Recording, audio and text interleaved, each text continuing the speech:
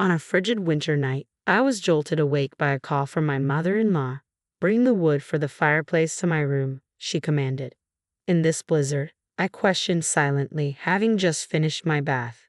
But Nancy persisted. "It's unreasonable for someone my age to venture outside in such a storm. As a daughter-in-law, you should act without needing instructions. How thoughtless of you."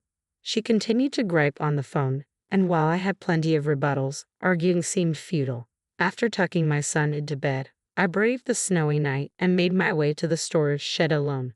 "It's freezing out here, and I can't find the wood. Is it not in here?" Just as doubt crept in, the shed was plunged into darkness. Startled, I rushed to the exit, only to find the door locked from the outside. Stuck. No way. Locked in. Did Nancy set this up? I felt a wave of despair, unable to predict what would happen next. My name is Mary, a 22-year-old housewife committed to caring for my family. I live with my husband Ken and our almost 2-year-old son Jason. I lost my father to a traffic accident when I was young, leaving my mother to support our family on her own. Working at a construction company, she single-handedly provided for my sisters Meg and me. Despite the hardships, she never complained and always wore a smile. She truly was an extraordinary person. Inspired by my mother's strength, I resolved to start working immediately after middle school, even though teachers and friends encouraged me to pursue high school for a brighter future. My determination wavered during the final summer of middle school when my mother expressed her wish for me to continue my education. When she learned that I planned to skip high school, she cried, blaming herself. Seeing her cry for the second time since my father's funeral broke my heart. I couldn't bear to add to her sorrow, so I decided to attend high school after all. Despite this, I took on a part-time job during high school to help support my mother. That's when I met Ken. 4 years older than me and a college student, he worked at the same convenience store where I had a part-time job. Among the part-timers, he was a dependable senior. Despite my hectic schedule, juggling morning newspaper deliveries and store shifts after school, Ken would kindly assist me with my tasks. His kindness and reliability won me over, and I found myself falling for him. After he graduated and was preparing to leave the job, I confessed my feelings, and we started dating. Once I graduated from high school, I began working at a supermarket. A year later, I discovered I was pregnant. When we informed our parents, Ken's family opposed our marriage, arguing we were too young. However, with my mother's heartfelt persuasion and Ken's persistent pleas, they grudgingly accepted our decision. At 20, we managed to have our wedding. Although Ken had siblings, his parents, especially attached to their eldest son, were hesitant to accept me, given that I was raised by a single mother. Their strong attachment to Ken seemed unusual to others. When our marriage was finalized, she confronted me angrily, saying, "Did you think having a child first would secure your place with my son? That's manipulative. I have no intention of accepting you into the family." Her words only deepened my anxiety about married life. Our new home was built right next to my in-laws. After we got married, Ken's parents bought the vacant lot next door for us. I repeatedly suggested to Ken that we reconsider living so close to his parents, but he brushed off my concerns, saying, "They can help with our child. It's not a problem." After the wedding, it became clear that Ken was heavily reliant on his mother, a classic mama's boy. He remained indifferent even when his mother spoke harshly to me.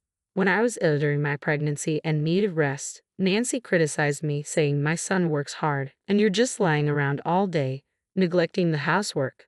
What do you plan to do about it? Frustrated, I confronted Ken, asking him to explain to Nancy that my doctor had advised me to rest.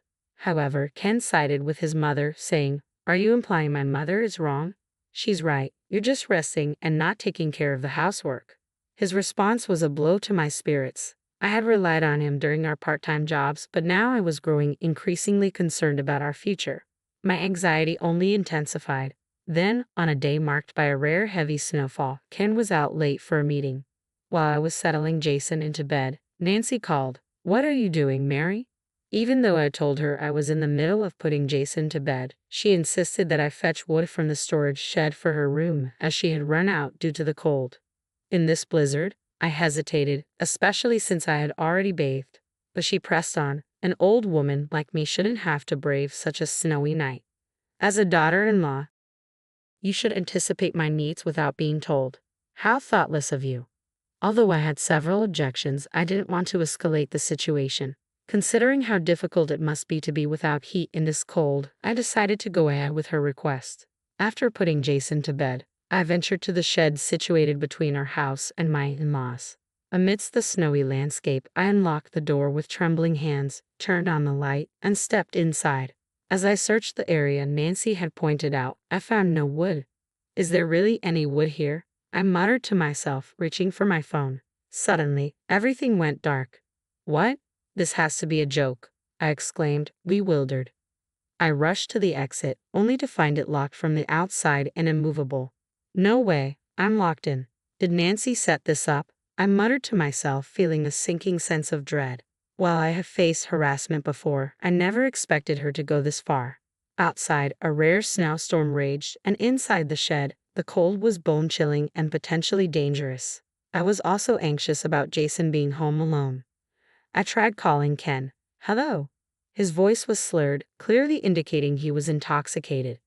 Help, I'm locked in the shed, I pleaded, but Ken remained unmoved, scolding me. You must have been careless to lock yourself in. Just calm down, he said, shifting the blame onto me. His response only fueled my frustration, and I ended the call, snapping, Fine, I won't rely on you. Whatever happens, I don't care. Realizing I had been wrong to depend on him, I resolved to find a way out on my own. As my eyes adjusted to the darkness, I noticed a small window at the back of the shed. I hurried over, only to find it barred and escape impossible. I can't get out of here, I muttered in defeat, returning to the door. It was the only entrance and it wouldn't budge. Even in this desperate situation, I continued to search for a way to escape, knowing that my chances were growing slimmer. Shivering and exhausted, I pulled out my phone to call the police. As I fumbled with the screen, I heard voices outside. It must be the neighbors, I whispered to myself and called out, Help! After shouting several times, the elderly couple next door finally responded. Are you okay? They shouted from outside the shed. I'm locked in and can't get out. Please help, I cried, on the verge of tears. They quickly unlocked the door, and upon seeing my tearful state, they realized something was seriously wrong. They offered, Why don't you come stay with us for the night? Grateful for their kindness, I decided to take Jason and spend the night in the warmth and safety of their home. The elderly couple revealed that my in-laws had a reputation in the neighborhood for mistreating their daughters-in-law, and that my sister-in-law had also been locked in and had a heated argument with them. Knowing this, they had been worried about me. I expressed my profound gratitude to them and, exhausted from the ordeal and the snow, slept deeply through the night without stirring. In the morning, I was startled by commotion outside. I quickly dressed, left Jason with the couple, and stepped outside to find a crowd gathered in front of my house with ambulances and police cars parked nearby. What's going on? I wondered anxiously as I made my way back home. Ken met me with an angry tone. Where have you been, Mary? I explained. Last night, I got locked in the shed, and after getting help, I spent the night at the neighbor's house. However, Ken's anger didn't ease. He told me that Nancy had been found collapsed in the shed early that morning. I wondered if Nancy had come to check on me after the night had passed. As I had tried to escape from the shed, I must have disturbed its contents, causing a mess. It seemed Nancy had entered the shed in the early hours, accidentally tripping over a ball, hitting her head, and eventually collapsing. She was taken to the hospital, but tragically she passed away. Ken and my father-in-law blamed me, saying, This is your fault, despite my protests that I had been locked in the shed. They refused to listen. Realizing that arguing was pointless, I decided to divorce Ken and leave the house with Jason. My brother-in-law Jack said, I will choose a different path for my father and brother. If Mary leaves, I will cut ties with the family as well. My father-in-law and Ken were enraged, insisting that I shouldn't divorce or sever ties so abruptly. Despite Ken's adamant refusal to end our marriage, my decision was resolute. It's tragic that Nancy died, but I can't overlook what she did to me. I have proof that I was locked in the shed. If necessary, I'll submit the video to the police, I said, holding up my phone. Ken attempted to undermine the evidence by destroying the phone, but he never acknowledged his mother's actions. I was shocked by his inability to understand. I should let you know, I continued, that my sister Meg recently married a lawyer. The video from the shed can be used as evidence of emotional distress, and I plan to seek compensation. We will proceed with the divorce on that basis. Ken's demeanor shifted abruptly. Wait, Jack is a lawyer? Compensation? You must be joking. Not at all. What my mother did was inexcusable, and her death wasn't an accident. I'm sorry for everything, but we need to move forward with the divorce, I replied. After some negotiation with my mother and Jack advocating on our behalf, they managed to convince Ken and my father-in-law to agree to the divorce. Just as my mother had pleaded when I married, she now argued on my behalf, and with the lawyer's support and the video evidence, Ken finally relented. He signed the divorce papers reluctantly, and the divorce was finalized. I gained custody of Jason, and we returned to my parents' home. On that snowy day when I was locked in the shed, my only focus was escaping, and I didn't have time to feel afraid. However, as time passed, the memories of that night resurfaced, causing me to panic and cry. With support from Meg and Jack, I decided to pursue damages from Ken and my father-in-law. The video of my confinement, along with testimony from the neighbors, substantiated my claim, and the lawsuit was recognized. Initially, Ken and my father-in-law were adamant about retaining custody of Jason, but when I argued, if the neighbors hadn't rescued me, who knows what might have happened? Jason could have lost his mother. I can't allow someone who would harm a child's well-being to raise him. They were left speechless. After that, they ceased discussing Jason. All subsequent negotiations were handled through Jack. After I left, news of my in-laws' reputation for mistreating their daughters-in-law spread, and Ken and my father-in-law were increasingly viewed with disdain by the neighbors. Additionally, when Ken's boss discovered the mistreatment and learned that Ken had chosen to attend a drinking party rather than rescue me during the heavy snow, he was enraged. Ken was demoted, and his professional standing deteriorated. Eventually, Ken submitted his resignation and, along with my father-in-law, had to sell their house and land and relocate. After these events, my brother-in-law and his wife also severed ties with my in-laws. Back at my family home, I asked my mother to reduce her work hours to help care for Jason.